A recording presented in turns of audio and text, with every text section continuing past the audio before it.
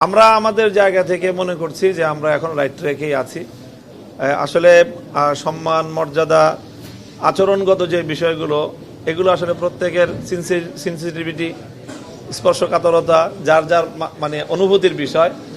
অনুভূতি সকলের তো এক হয় না। আমরা অন্য সকলের অনুভূতিকে সম্মান জানাই, শ্রদ্ধা জানাই। শুরু থেকেই আপনারা এই দলটা, এই গ্রুপটা ইসলামী বলয়ের মধ্যে ছিল এমন একটা অভিযোগ তারা তুলছে, কিন্তু আমরা দেখেছি এখানে অন্যান্য দলগুলো ছিল সেই ইসলামী বলয় থেকে তারা বের হয়ে গেছে। জামাত ইসলামী বা আপনারা বলয়টা শরিয়া আইন না, ইসলামী বলয় থেকে বের হয়ে আপনারা নতুন বলয় তৈরি করছেন, এরকম একটা অভিযোগও তারা তুলছে। এই ব্যাপারটা আপনি কিভাবে দেখছেন?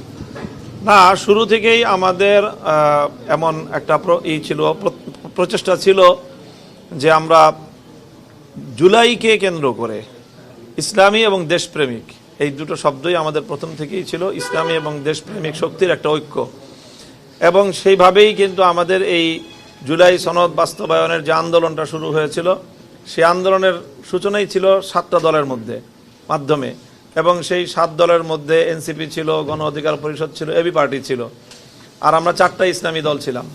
কাজে এর সূচনাটার মধ্যেই কিন্তু শুধু ইসলামী দলের মধ্যে এটা সীমাবদ্ধ ছিল না। তখন থেকেই এটা দেশপ্রেমিক এবং ইসলামী একটা জোটের কথা বা ইসলামী অ্যালায়েন্সের কথা আসতেছিল। কাজে আমি মনে করি যে সেই জায়গা থেকে আমাদের যেই পথ চলা, সেটা বিন্দুমাত্র কোনো ভিন্নতা আসে নাই, সেটা অব্যাহত আছে।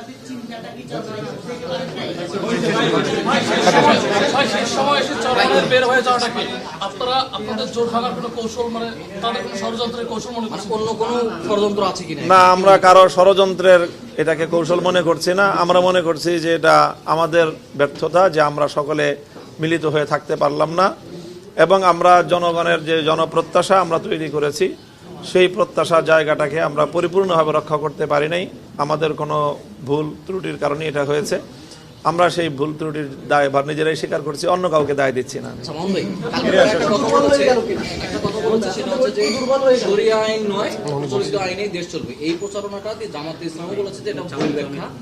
তাদেরকে সেটা প্রত্যাহার করে নিতে বলছে। আপনিও এই জোটের মধ্যে আছেন এবং আলেম হিসেবে আপনার একটা গ্রহণযোগ্যতা অবশ্যই বাংলাদেশে আছে। সেক্ষেত্রে এই যে কথাটা, এইটার ব্যাখ্যাটা আপনি কিভাবে দেখেন? আসলেও ভুল ব্যাখ্যাটা হচ্ছে কিনা, সেটা আপনাদের প্রভাব ফেলবে কিনা আপনাদের উপর এবং জনগণ? এটা আমি যেটুকু মনে করি, যে এই কথাটার যে বক্তব্যটা মিরে জামাতের পক্ষ থেকে এসেছে, সেই বক্তব্যের মূল অর্থ হলো যে যেই প্রক্রিয়ার মধ্য দিয়ে বর্তমানে বাংলাদেশ চলছে, যেই প্রক্রিয়ার মধ্য দিয়ে নির্বাচন হচ্ছে, যেই প্রক্রিয়ার মধ্য দিয়ে এখন সাংবিধানিক যে বাধ্যবাধকতার মধ্য দিয়ে আমাদেরকে রাজনীতির ধাপে ধাপে অগ্রসর হতে হচ্ছে, এই প্রক্রিয়ার মধ্য দিয়ে এক দফায় হঠাৎ করে একসাথে একদিনেই ইসলামী শরিয়ার পরিপূর্ণ আইন বাস্তবায়ন করা সম্ভব না। এই সম্ভাব্যতার জায়গাটাই উনি বলেছেন।